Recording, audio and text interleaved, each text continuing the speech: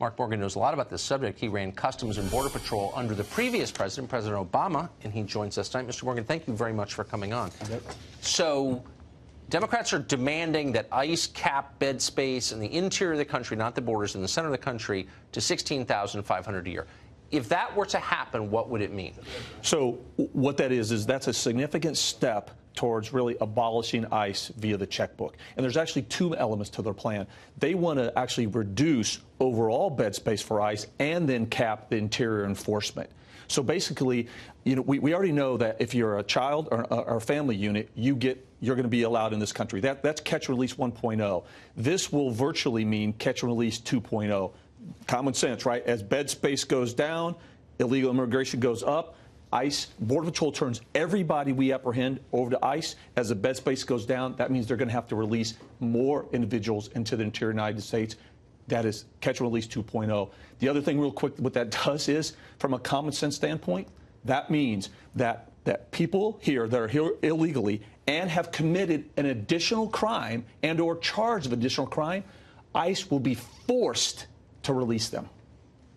So the argument you hear from Democrats is these people shouldn't have been arrested in the first place. The overwhelming majority of people arrested by ICE have done nothing wrong other than adding to our economy, and that it's bigoted to arrest them. What do the numbers tell us about that? Completely false, and that's the question. So right now, ICE alone last year arrested, I think the number is well in excess of 120,000 individuals that are here illegally for an additional crime. Right now, the 45,000 that ICE has detained right now, 70 to 80% of them, almost, I think around 85% of them, have been convicted and or charged with another crime besides entering illegally. So that's a complete false narrative. I think the number is 88%. Yeah. So that would mean, just to be completely clear, as a math question, if you capped bed space at the threshold they're calling for, by definition, you'd be releasing criminals into the population. That's correct. Right now, if you do the math, immediately, if this bill passed, they would have to probably release about 8,000 individuals,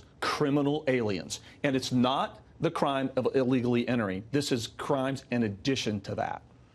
So what percentage of those show back up for their hearings, would you say? Minuscule. None. Right.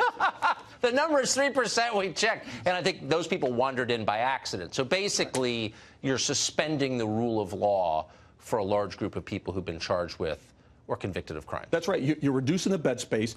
Illegal immigration is increasing. The numbers will show that. And so more people are going to be released into the interior United States, and they're telling ICE they can't enforce that and actually go and get them. What we've created here is a sanctuary country. That's where we're headed. So is there any sheriff's organization, border patrol organization, law enforcement organization that supports this idea? I don't know of one. So where did this come from, and what's the point of it? I mean, what would be the goal of this?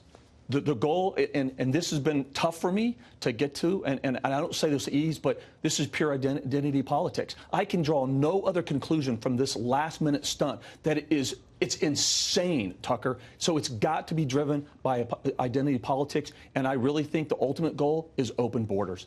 It seems that way. Mr. Morgan, thank you very much for that. Thank you, Tucker.